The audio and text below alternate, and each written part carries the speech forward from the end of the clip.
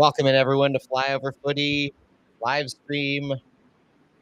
Not an ideal live stream that we wanted to be coming at you with on the Darbecue. Losing 2-0. It's almost like Groundhog Day, Santi, and we're gonna have a lot of the same things to talk about. I guess some wrinkles, some different things that are frustrating about this match that haven't been frustrating about the last one. A lot of shooting from the hip, I guess, on what we saw and what we thought because the stats were not overall nice to us on this one. And Olaf and Lutz are starting to get a lot of flack on social media. I saw that. People are not happy, very upset, and Yeah. after three losses in a row, yeah, obviously people want to see something different and are frustrated. And the next game, it's against a good team, so not it could be of the four loss in a row, or maybe the team will pick it up and start scoring. Yeah, it's not great to. I mean, we knew it wasn't great starting April with such an extensive injury list, but with the quality and depth that had been touted, it really makes this hard to. And we'll get into this a little bit, but it really makes it hard to take injuries as a huge excuse for this one.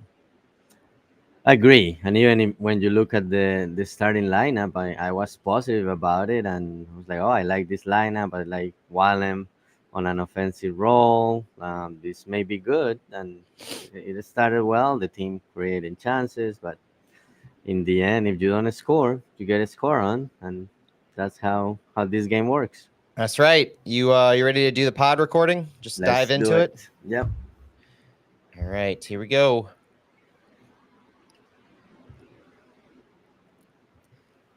Welcome in everyone to Flyover Footy. My name is Matt Baker, joined as always by my friend in soccer, Santiago Beltran, for another Fallout look at a recap for a city match. And this one's self-explanatory, folks. 2-0 loss in the Darbecue to Sporting KC in Kansas.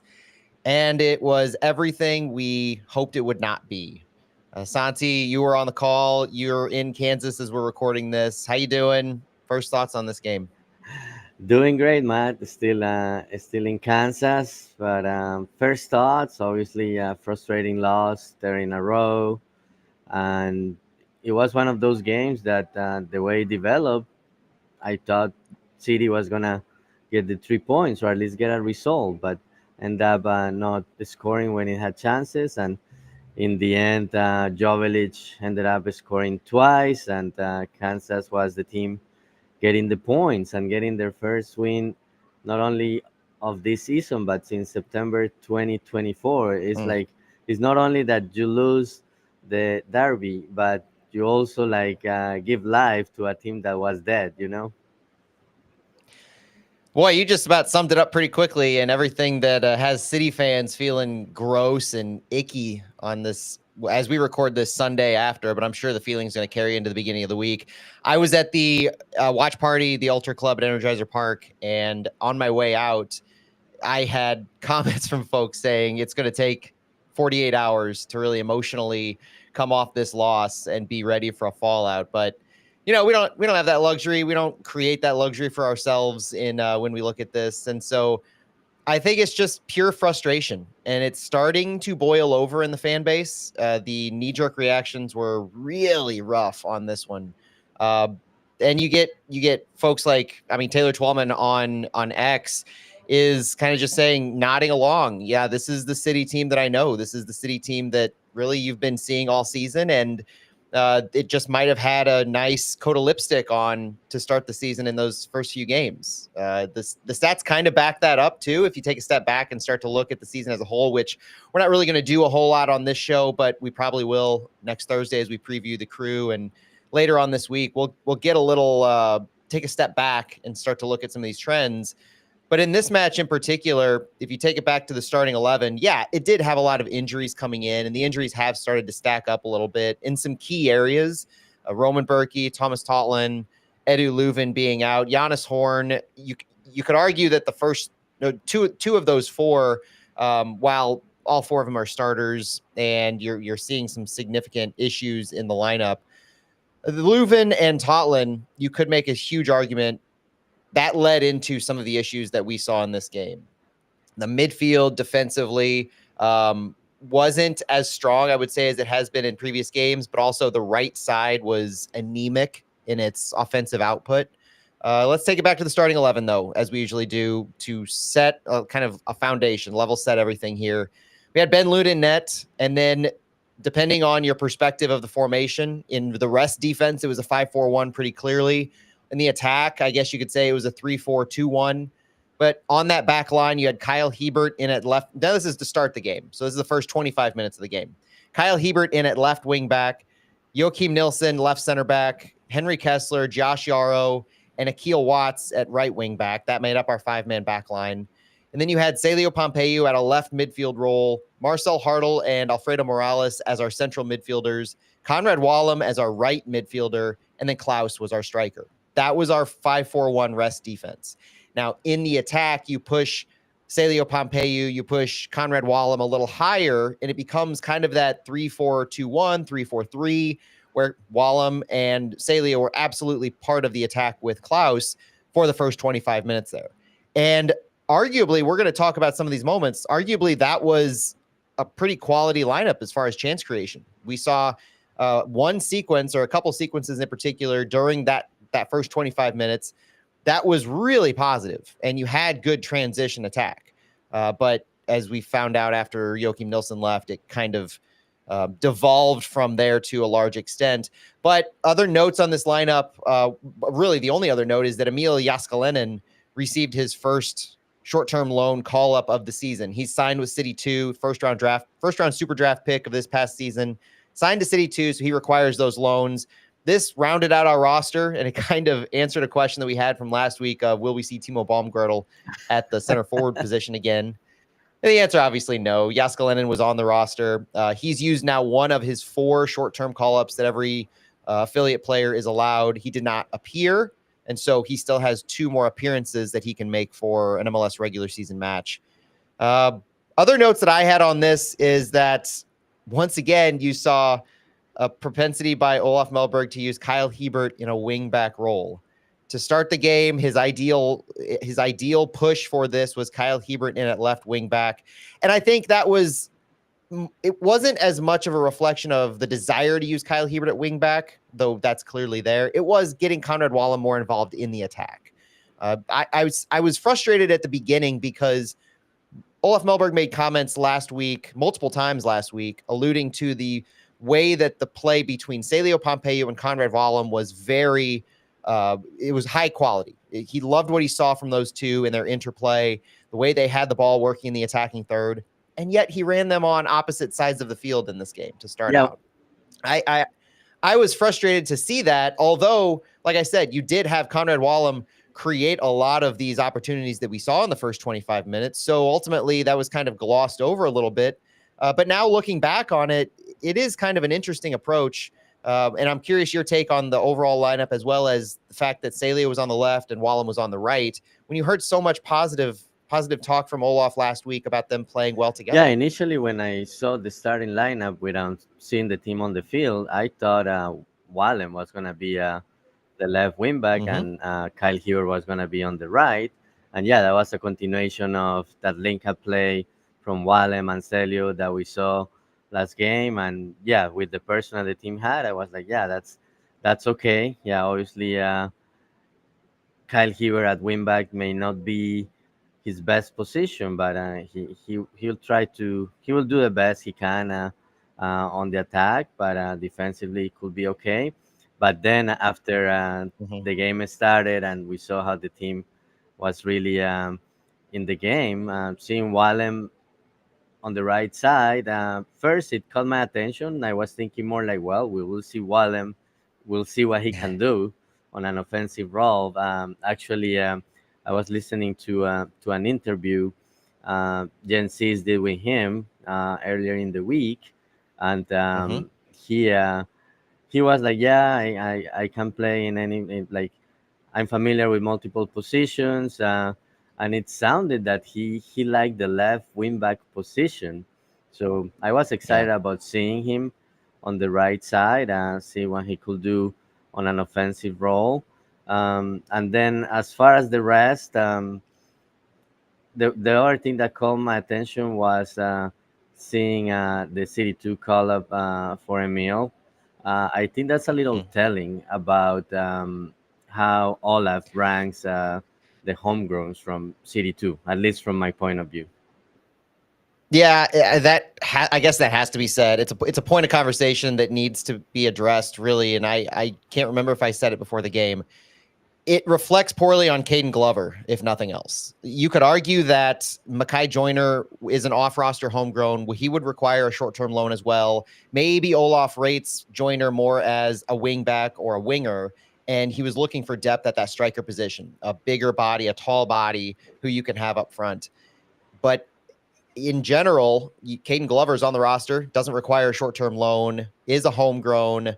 We're waiting for that moment too of Caden Glover to see more time and to see an opportunity and really to get first team minutes in a little more earnest. And this was a chance to be rostered without using a short-term loan if you need that body.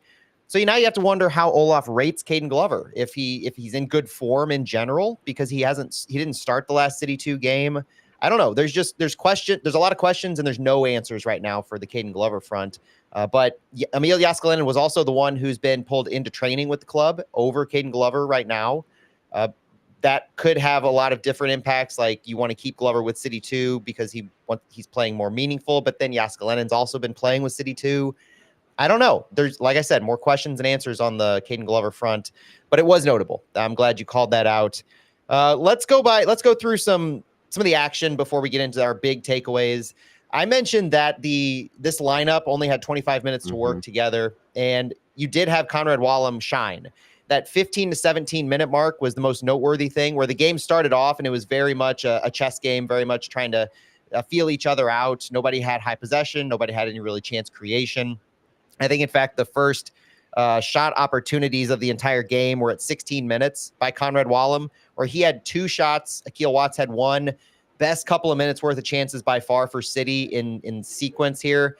It didn't have the individual best chance, and we'll talk about that in the second half, in my opinion, at least. But as far as actual shots on goal, actual XG creation, you had 0.64 XG in 3 shots here between Wallem and Watts. Klaus also showed a pretty good example in this sequence of what he offers best right now for City, and it's not goal scoring. Klaus only had 1 shot that entire game as our number 9, our center forward, arguably our only forward when we're in rest defense at least. So he's been able to help City in other ways, coming back on the ball a lot, playing with his back to goal, winning, doing the dirty work, playing more of a deeper 9 position. And in this sequence here, he had a fantastic back heel flick like he usually does. He loves this back heel flick into space. Got it working for Conrad Wallem, but we couldn't finish. So this was the first chance, I think, where we're saying we saw an example in this early moment where the formation worked, the pressing worked, the chance creation worked. It was the individual finishing, which also has been an issue. I put our issues right now into 2 buckets. One of them is, and these are obvious buckets. These aren't, news necessarily. It's the coaching, the tactics, the way that he's instructing the players and where he's putting them on the field and positioning of the players. That is an issue, I think. But you also do have to put a lot of onus and a lot of responsibility on the players themselves.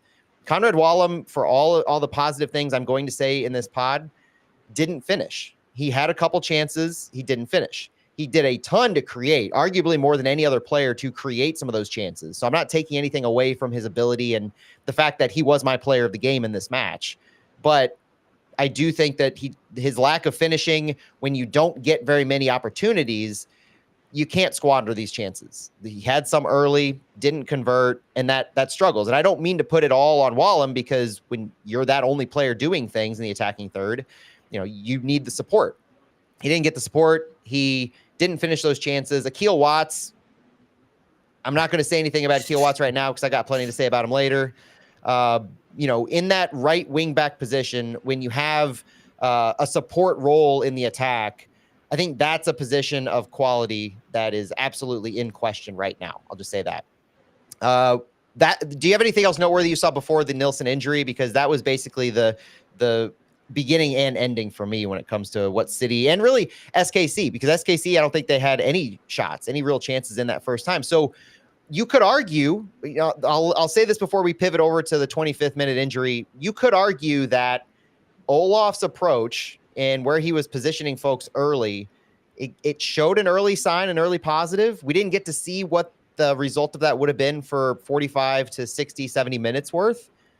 You never know. It's one of those could have been type scenarios that we're never going to have an answer to. But I do want to just draw it back to that wasn't a bad start to the game before Nilsson went out. We showed decent things offensively at times, and we showed our regular defensive stoutness. Yeah, no, it was a good start, and yeah, obviously City wasn't able to finish, and I keep going back to like Olaf has said a few times in different press conferences and interviews. He has talked about the quality in the final third, and yeah, you just mentioned that Walem couldn't finish the chances he had, and it keeps happening. The team can't score and finish those chances it creates, and you start to think, okay, that miss or that shot that hit the post maybe is going to count at the end of the game. It's a goal that will have been important just to change momentum, and also to maybe open up Sporting KC a little bit more. But yeah, then you had the injury and you had to change your formation. So yeah, we will never know what that formation could have done if it had played at least for 60, 70 minutes. So after that 25 minutes or so, and we had to change the formation due to the Joachim Nilsson injury, which was just awful to see.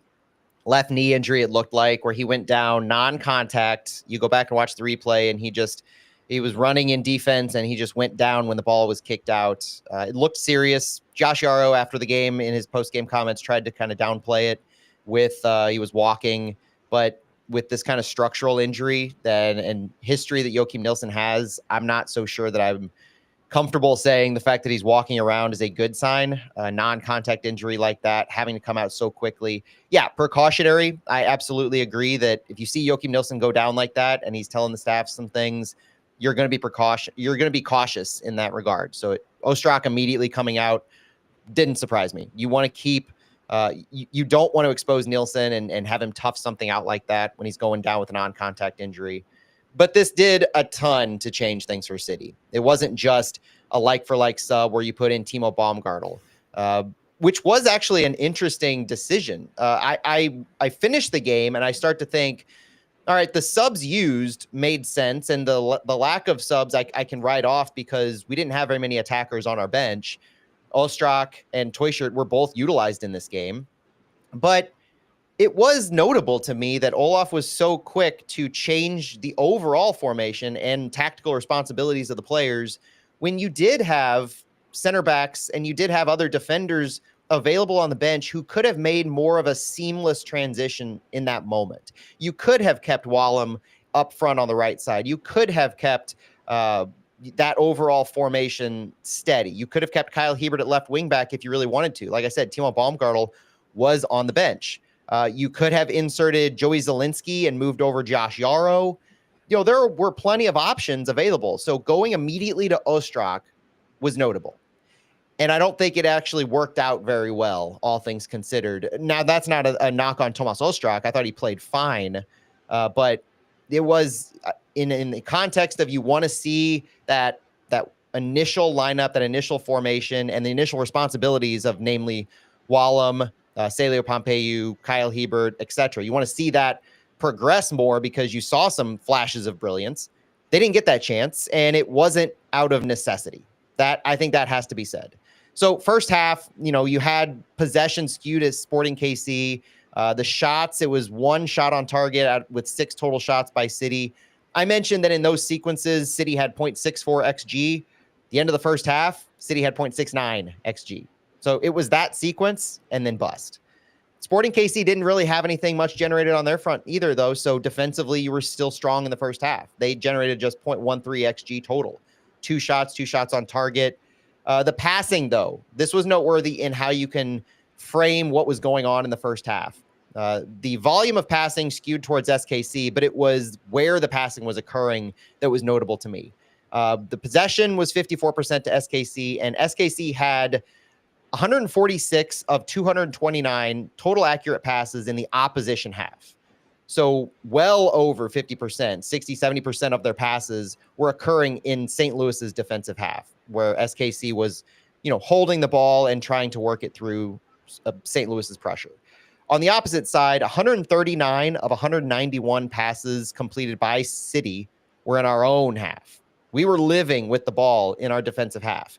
Combination of the press that SKC was applying, because this is a more pressing Sporting team than we had played in years past. And in fact, that's probably what led to the second goal, was SKC's higher pressing.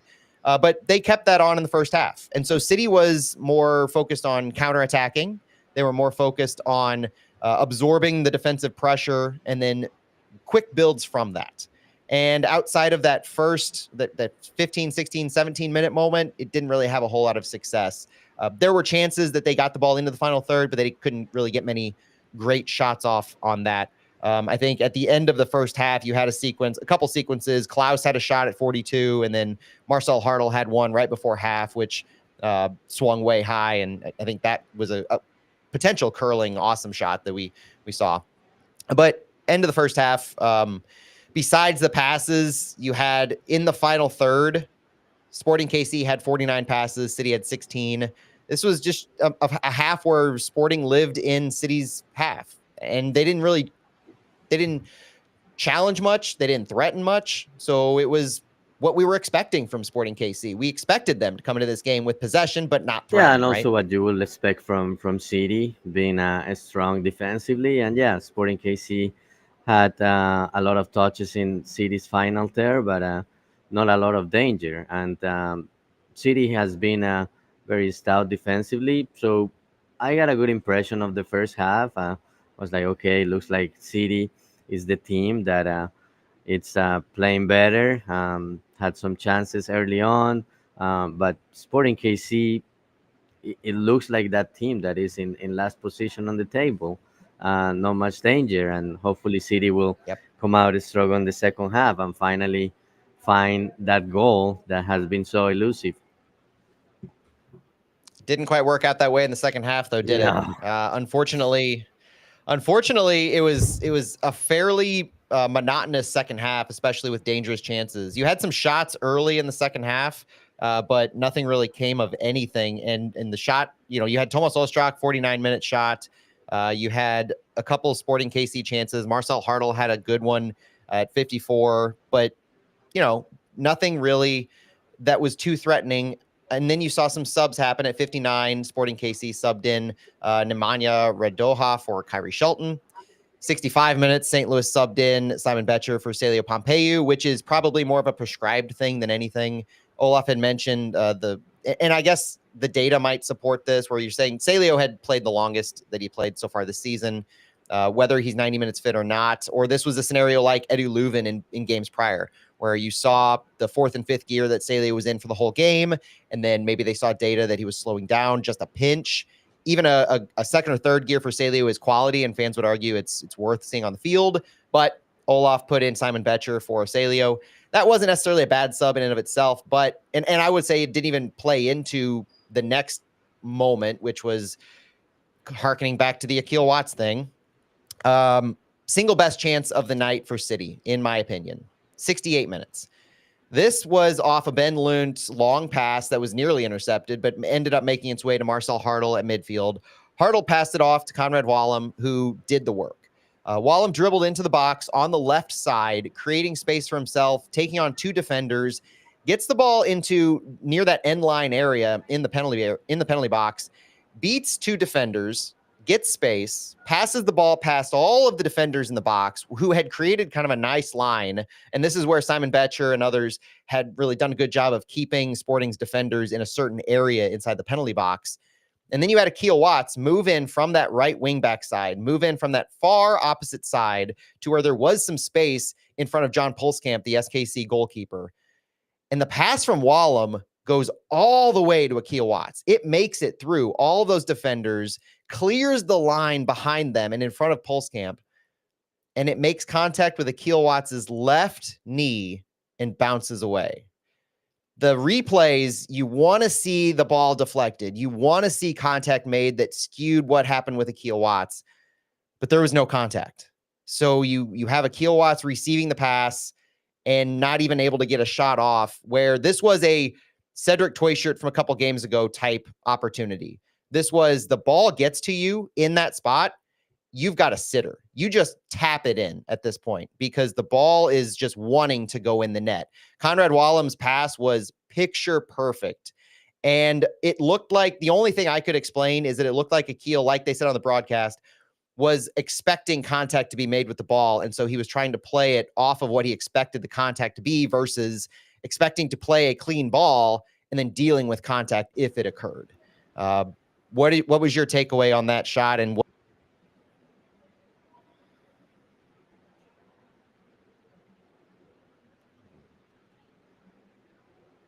Oh, is it me? Is it Matt? Looks like this happens every podcast. Let's check my internet. Did we lose Matt, or is it me who we lost? Sorry, guys. yeah, that shot was so egregious that it disconnected my internet. Oh, so it was you. Okay, I never able to tell if it's me What or was the last you. thing you heard me say? You asked me about Oh, what good. I saw on that Akil Watts. Take it. Can we call it shot or not shot? But yeah, you can edit it. But yeah, it was perfect. Um, I think Akil Watts wasn't expecting the ball to come so clean, but at the same time, you have to be ready when that opportunity comes. And yeah, I think that tells the story of the night. City unable to close on the few chances it creates, and it's just frustrating that it happens game after game. And now the team has three consecutive losses. It hasn't scored, and it's just very difficult for the fans to digest performances like this one. And the thing that we had hung our hat on had been the defensive work. And so you can't score goals, you can't finish. You're struggling in volume quality chances. You're struggling in controlling the ball.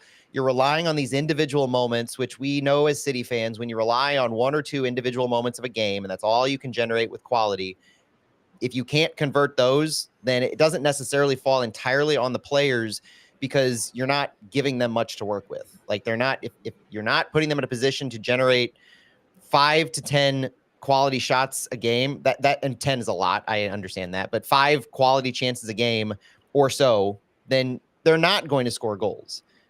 You rely on these transition moments, and it's a razor's edge that you're living on, where you live in the transition, you die in the transition, and that creates a little more difficult times to generate quality chances in those moments because things are so fluid. Now, defensively, like I said, if you can't score, you have to rest on your defense. And at 71 minutes, our defense failed us.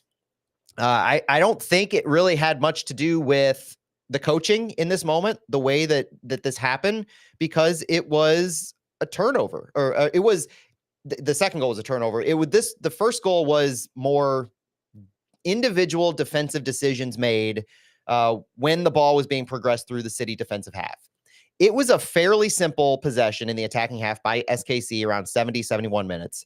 They were looking to create space. Obviously, there was some pressure applied by St. Louis, not a ton. You saw Klaus dropping off a little bit, some of the Hartle dropping off a little bit.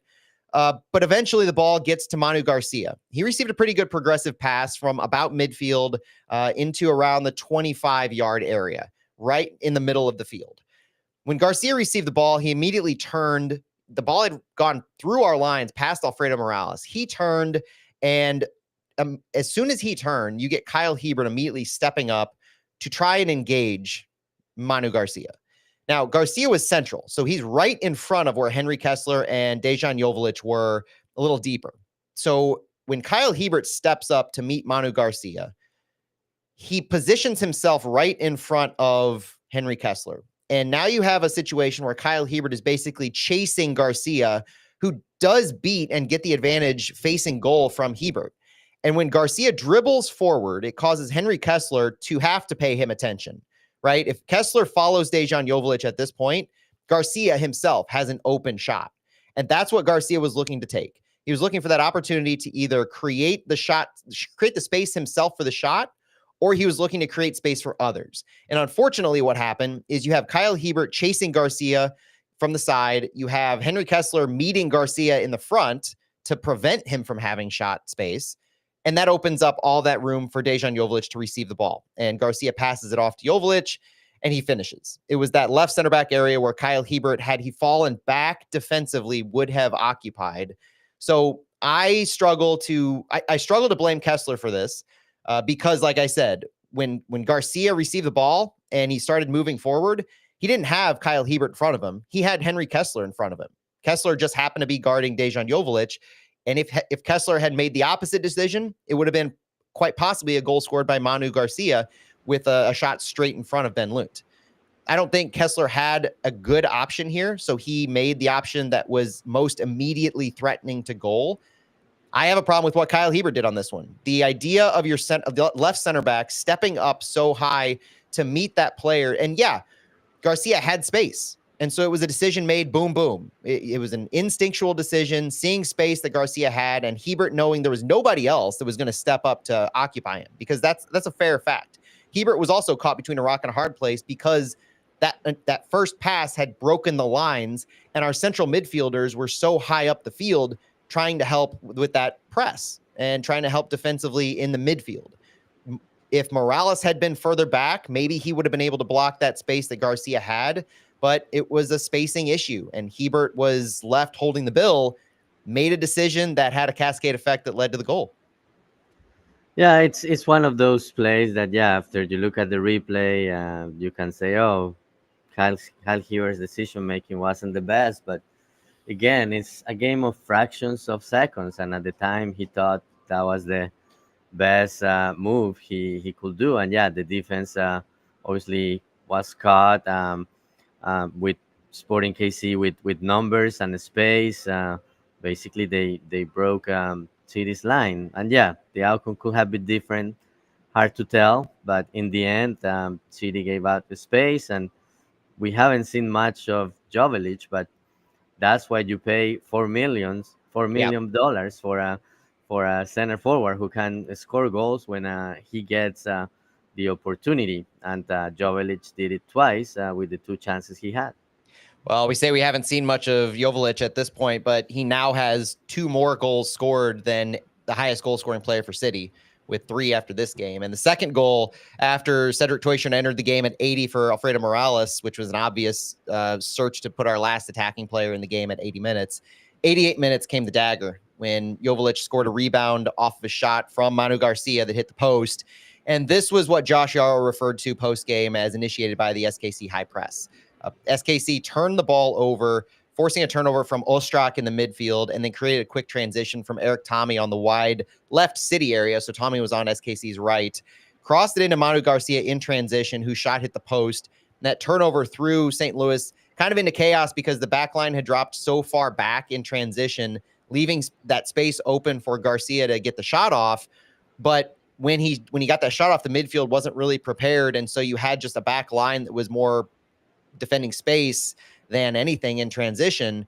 And unfortunately, when the shot hit the post, every single player on the field stopped playing and watched that ball. So it wasn't ball watching just by the St. Louis side, it was ball watching by everyone. Unfortunately, that ball landed at Dejan Joveljic's feet on the rebound, and he was open in space because, like I said, the St. Louis backline was defending space in transition. The midfield, after losing the ball, did not get back in time to help really with that defensive struggle. And so you had space. It was just the perfect storm of disaster for St. Louis in that moment. Yeah, it was like everybody stopped, and Joveljic was at the right place at the right time, and he just touched the ball to score that second goal and the dagger for St. Louis City. Frustrating game, and in the end, Sporting KC in my opinion, won it without doing much. They just created a couple of good opportunities and were able to score. But it's one of those that it was promising at the beginning for City, and then you don't score on your chances, and the other team scores when they have one, and it's kind of it. The second half stats are not pretty for St. Louis on this one. 48% possession to SKC, 52 to St. Louis. A lot of that was in the back part of the game where St. Louis was chasing it. So SKC was a little more willing to give the ball up as they bunkered down and prevented. 3 shots on target out of 5 total shots by City. 5 shots on target, 9 total shots by SKC. But the story in this one is quality. In open play in the second half, SKC had a 0.9 XG. St. Louis had a 0.09. So those shots on target, the volume, yeah, some of them were from those 2 moments that I just mentioned, the Dejan Jovelic's shots. Even his first goal, though, really did not have a super high XG. It was just 0.17. The second goal, 0.11. So they were just generating better chances in the second half than St. Louis overall. And the difference was stark. Duels were also won on the ground by SKC in just unreal fashion. So you're not even saying that you were doing great to win the ball or to keep possession, because in the second half, SKC won the ground duels 22-9. This was just not a good second half performance. And it's frustrating because we have defenders available. We have some midfielders that were available in this game. That wasn't supposed to be our struggle, is defensively. We were supposed to be defensively sound, and it was supposed to gloss over some of these attacking issues, and it just didn't happen. And so then now the magnifying glass is that much more on the attack, which it probably should have been. And I feel it was a little bit in the past few games, but now it's really under a microscope, is what do you need to do to fix this attack? Because like you said, if we take it back to the starting 11, you do have quality in the attack in this starting 11. If there's one thing you can take away positive from this game, it's Conrad Wallem. For the second game in a row, had one of, if not the highest XG output of any of our players. And he's proving himself to be quality no matter where you put him on the field. After we shifted over into that second formation after the Nielsen injury, I made a comment that it doesn't matter at this point where you put Conrad Wallem. He's that kind of player where you can trust in his quality, trust in his dribbling skills, his ability to open up space, generate chances, and even put the ball on net. You can trust that more so than just about any City player at this point. There were frustrations around dropping Marcel Hartl so deep because you're taking him out of the attack a little bit more. And yeah, you might be doing what you need to do to help that ball progression, at least conceptually, because Hartl is one of our best ball handlers and has the best vision on the team. So you put him in that Edu Leuven type role where Leuven is also that adept, and you're trying to connect the lines, and you get Conrad Wallem in the attack and you let him do what he can do. That was a good thing, Conrad Wallem in particular. But just about every other which way in which we were trying to produce shots, trying to produce dangerous chances, failed in this game.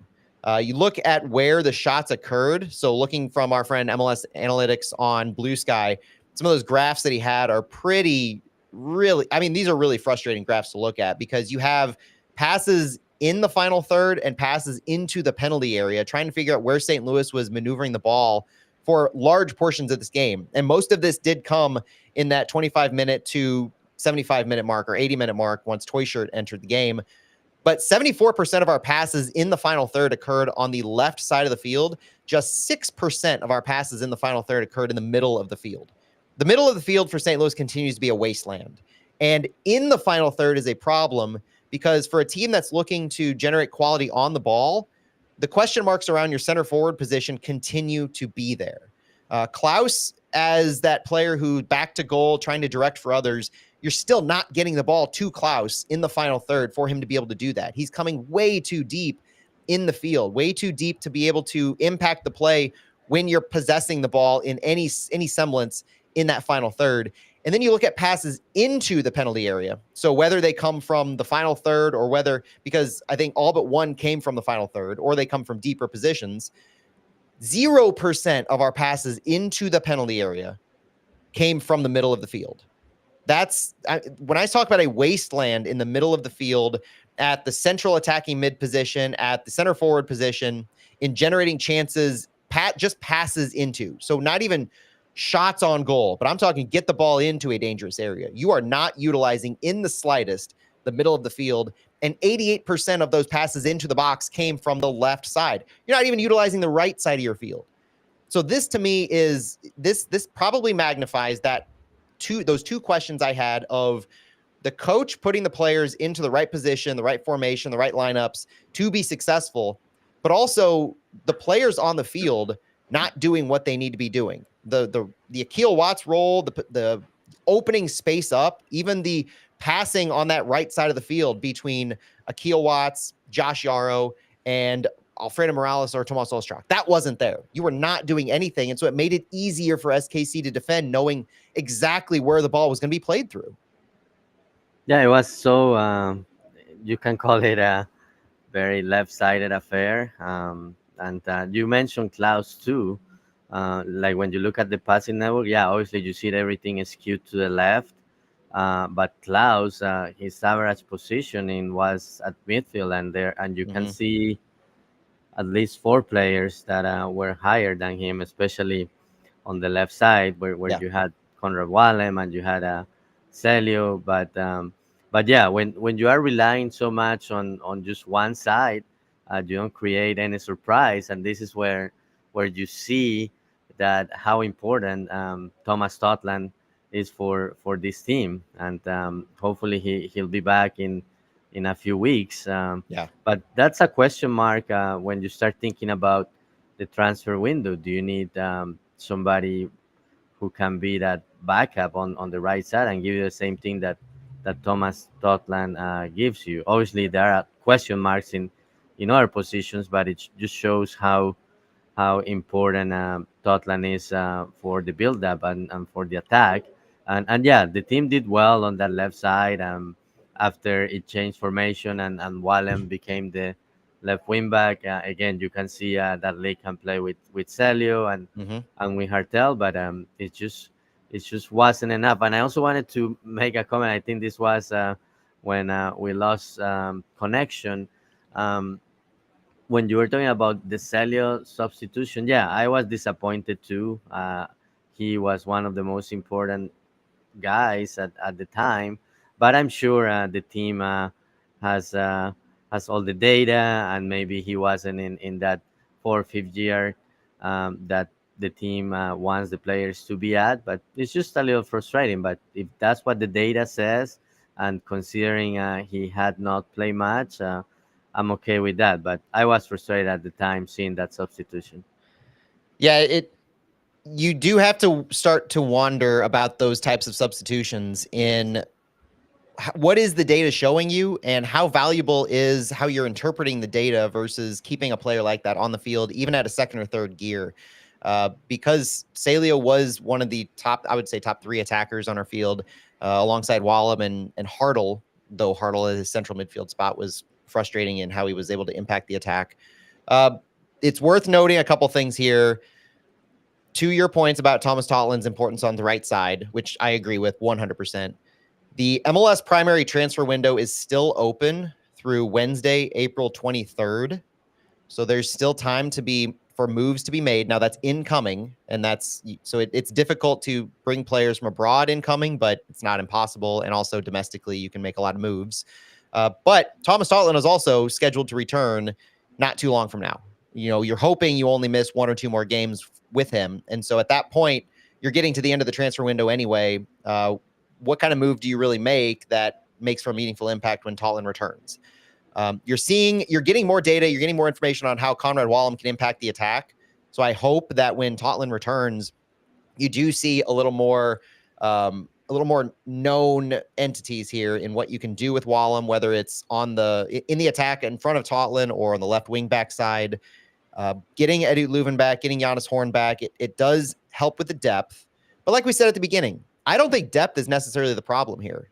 Even in the substitutions, you only used 2 substitutions in this game, and they were both one was out of necessity, and that was arguable in how he chose to employ that. I question the work given what we saw in the formation, given what we saw in the output of that formation at the beginning of the game. I have a problem with that. But the second sub in the second half was, or 3 subs. I'm sorry, 3 total subs after the injury. The last 2 subs were offensive minded, and so we didn't leverage any of our defensive players. We didn't bring in a Joey Zielinski or anything like that. And when you say so, the other thing on the players used, so the choices of Olaf, I do have problems with how he chose to change the whole formation at 25 minutes, move some of the players around that had been working well when you had options to not do that. But I also don't necessarily question bringing in a guy like Joey Zielinski, because when you start to ask, and I've seen this in the chat, I've seen this on social media, it's like, why roster Zielinski unless you're willing to play him? This is one of those we just don't know, and we're assuming that an unknown quantity is better than what we've seen on the field. And that's kind of a slippery slope to get into, because we've seen promise from Timo Baumgartel. We've seen his ball handling skills elsewhere in the world before now, though it was a while ago before he had some time off. Joey Zielinski is a massive unknown quantity. So the question can be asked, why sign Zielinski if you're not willing to play him? Or why give him a contract unless you're willing to insert him instead of Akil Watts at that right wing back spot? But the assumption that he would be a better choice is a little premature to me. I'm not going that far in the whole thing. The individual play should be under a microscope in this game, because some of my takeaways are we had chances and we just didn't convert. But we didn't have near enough chances generated, and that's becoming a theme. Near enough chances, near enough quality from some of our most important players, Klaus, Hartl in the run of play. And I think that does play into the positioning of some of these players, the responsibilities, and the byproducts of both relating to the formation. So you're intentionally creating a deeper line. You are not pressing as much as you did in the past 2 seasons. So you're really asking your players to do different things. This may be the answer to why we were so successful at the end of last season with a lot of these players on the roster, but we're struggling at the beginning of the year. Injuries play a concern. Toy Shirt's had a couple of injuries picked up that he's missed time for.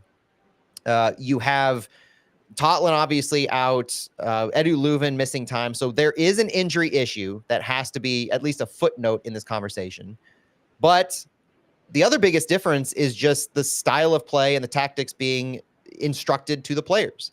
And that does come from the coaching staff. That comes from what they're asking the players to do. So in the chance creation and the quality of build-up by the players, some of that does fall to the coaching staff. It's inarguable to me. And that's the answer to what's been different from the end of last season to the beginning of this season. The other side of that, though, is the actual finishing. If players get into good positions with high XG, with good chances created, they know, they've experienced this. It's not just they've seen the data, they've seen the tape, they've experienced the few chances that they really get for these great XG moment and great XG opportunities. They know the importance of finishing. They're professional soccer players. Olaf keeps saying finishing is the hardest thing in soccer, and I agree, but at some point you have to be a team that can do the hardest thing in soccer, because every other team is doing it.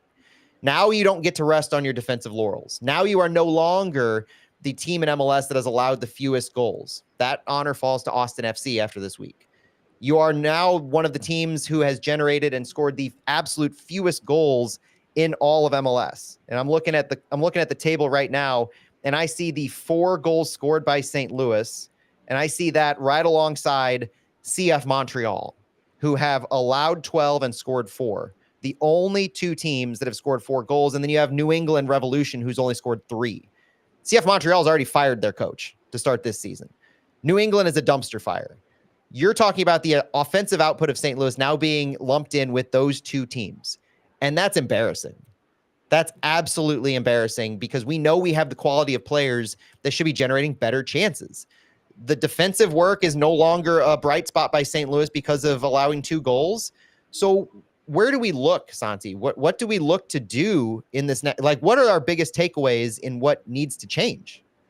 Yeah, I kept going back and forth with Hector on the broadcast, and he made a good point. Like I kept saying, well, the system is not working, and he kept going back to, well, Olaf is not playing. He's not trying to finish those chances. The quality to finish is what needs to improve. And yeah, and you mentioned like scoring is one of the most difficult things, but it's frustrating when when you see other players from other teams doing it, when you see Jovelic, who it's a player Sporting KC pay a lot of money for, he's scoring and Yeah. scoring in a derby against City. It's just frustrating to see, but yeah, I think to me it's back to that two things: that quality, the finishing quality, and also not creating enough chances.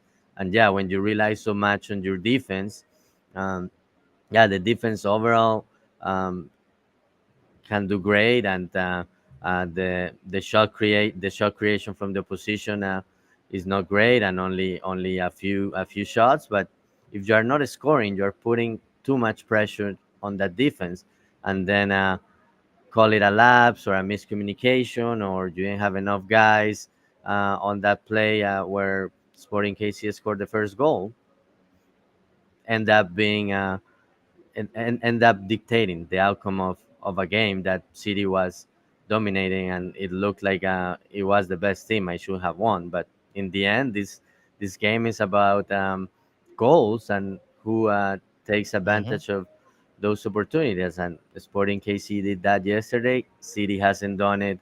I will not like the Philadelphia game. No, City didn't do anything offensively, but against Austin and against Sporting KC, there were chances created that they weren't finalized. That's right. And the topic is varied right now. We keep coming back to the players versus the coaching. And there is the injuries. There are the injuries that have occurred to City, but the depth should have solved for that in large quantities. And on the SKC side, one of their best players, Eric Tommy, didn't enter until the second half even. And so you're the injuries can only go so far in the explanation because you should have the quality to uh, at least help make up for that. We wanted to see Tomas Ostrak in this game. We saw Tomas Ostrak in this game for most of it. We knew Conrad Wallem would play an impact in this season, and he's still making an impact. You have Alfredo Morales, who's doing fine defensively in the Edu Leuven role, and you had Marcel Hartl even come back and play that distribution. There are massive questions in the quality of our final third play, and you have to start and stop with Klaus and our center forwards. But there's also the tactics. And so I don't mean to say both answers are correct, but it's definitely more nuanced than we need better players and we need better coaching. It's a little bit of a combination of both, because if you remember after that Seattle game, everybody was riding high. Like the vibes were high, but the data might not have been supporting Mm-hmm. that. The data might have been supporting exactly what we're seeing, but the players were finishing those few chances that they had, and you had one or two really good sequences per game. The LA Galaxy game in particular, where you had two really good sequences that did end in goals. What would have happened if you had the two really good sequences here in the first half with Wallem and then Wallem and Watts, and then the second half with, again, Wallem into Watts? What if both of those had gone in? Would you still be saying, all right, the chances generated have been terrible, the individual work by the starting 11, the quality's not there? I don't know. I think that would have glossed things over for a lot of fans, because goals usually solve everything, and they do tend to mask a lot of underlying problems. And now we're seeing those underlying problems exposed. That's the biggest thing to me, is this really isn't that different from what we've been seeing overall in the run of play all season. We're just not seeing improvement. And that's the biggest frustration to me is, and we'll probably start to wind it down on this, but the biggest frustration to me is I expected a slow start in the attack. We talked about it at the beginning of the season after Colorado, after San Diego, that this is a newer system. Olaf has changed a lot in the formation, in the pressing, in what he's asking the players to do and build up. And I expected a little bit of a learning curve because we were so defensively sound. That glossed over it. Like I said, that helped in buying time for this learning curve. But we're 7 matches in, and you could argue that we're seeing a regression a little bit, at least in the quality and finishing, but we're definitely not seeing any positive movement in the players buying into this style, being able to succeed in this style.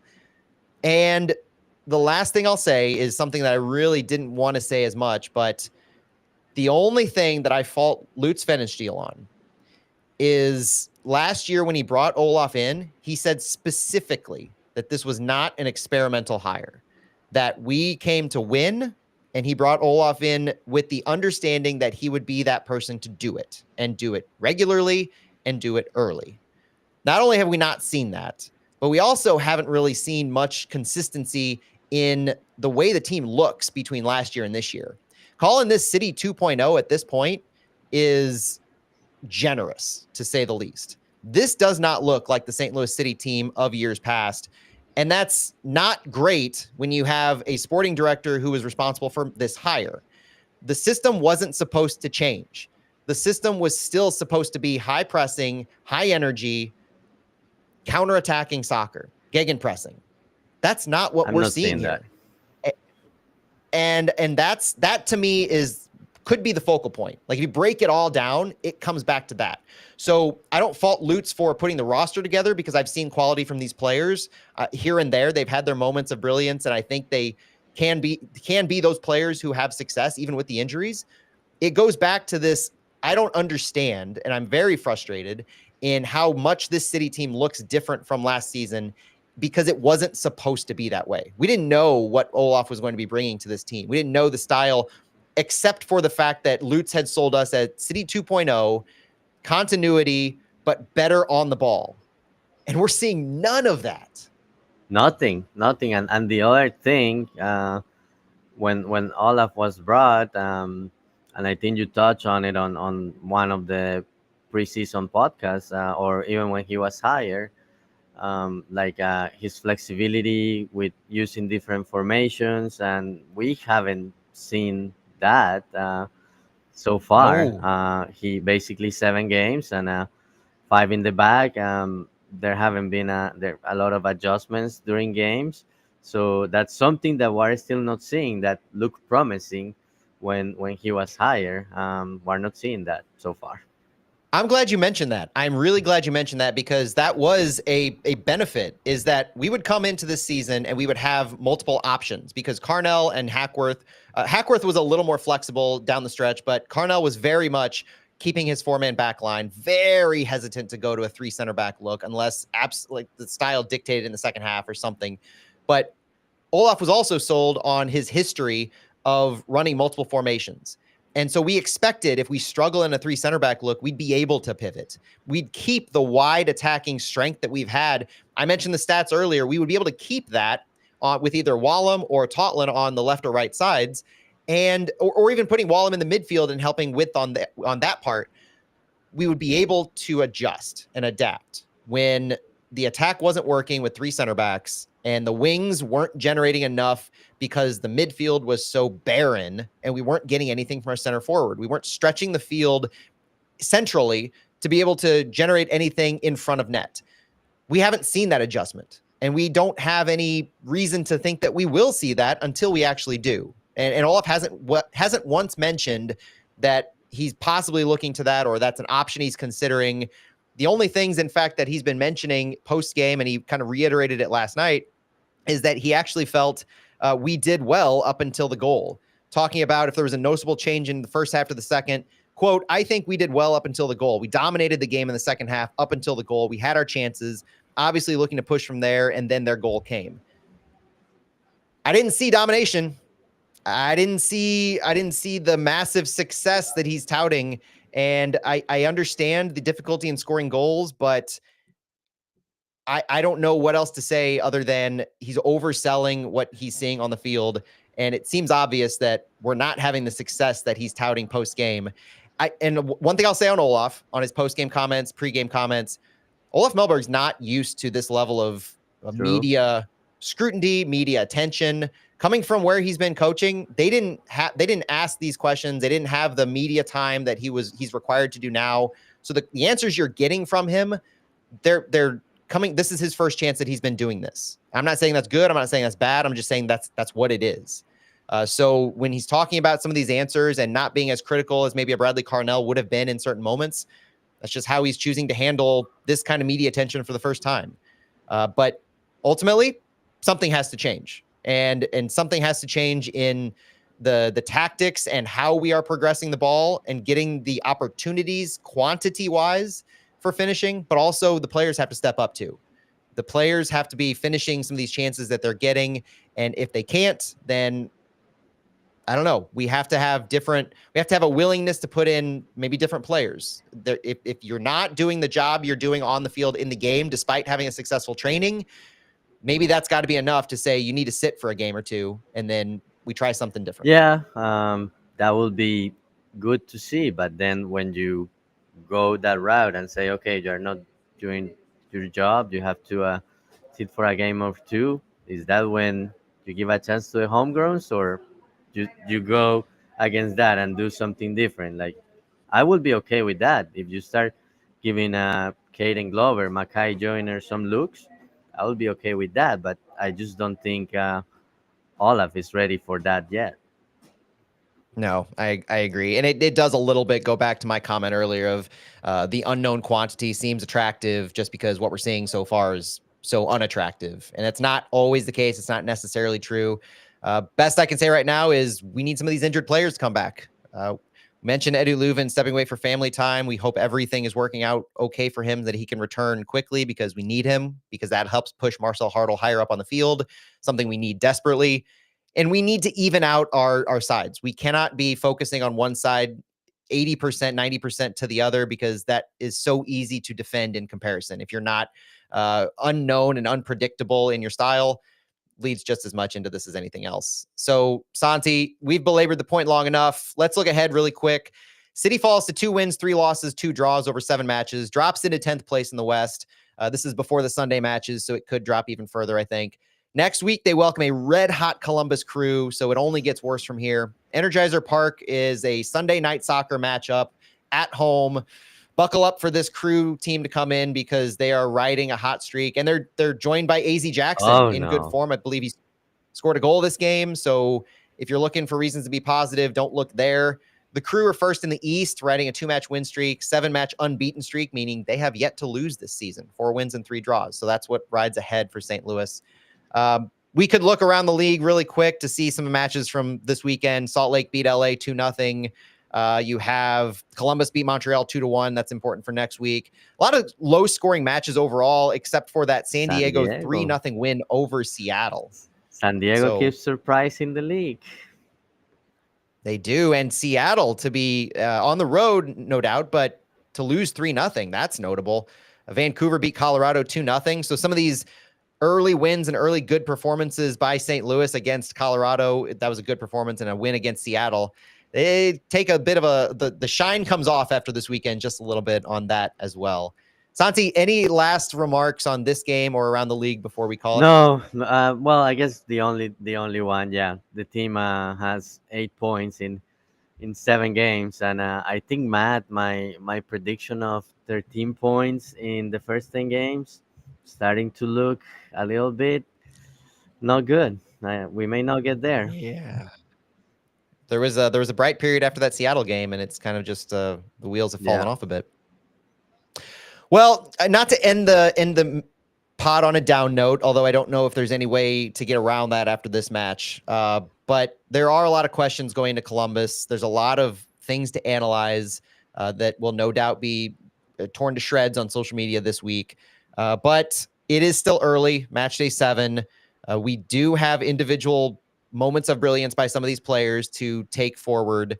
You have a lot of questions, but you can also look at a couple of the bright spots to keep going. Like, we are going to get some injured players returning soon. Hopefully the list isn't as long next week. Conrad Wallem did great. Celio Pompeo did great. We want to see both of them. Conrad Wallem continue to start and go 90. We want to see more of Celio, get more and more up to 90 for him. And maybe that's helping to answer the question of better possession, better ball handling. I don't think it's a question that those are our 2 best ball handlers, maybe with Marcel Hartle on the entire team. Yeah, but it's good. It's good to see Celio and Conrad Wallem doing well. They had a lot of they had good quality yesterday and participated in some of those chances.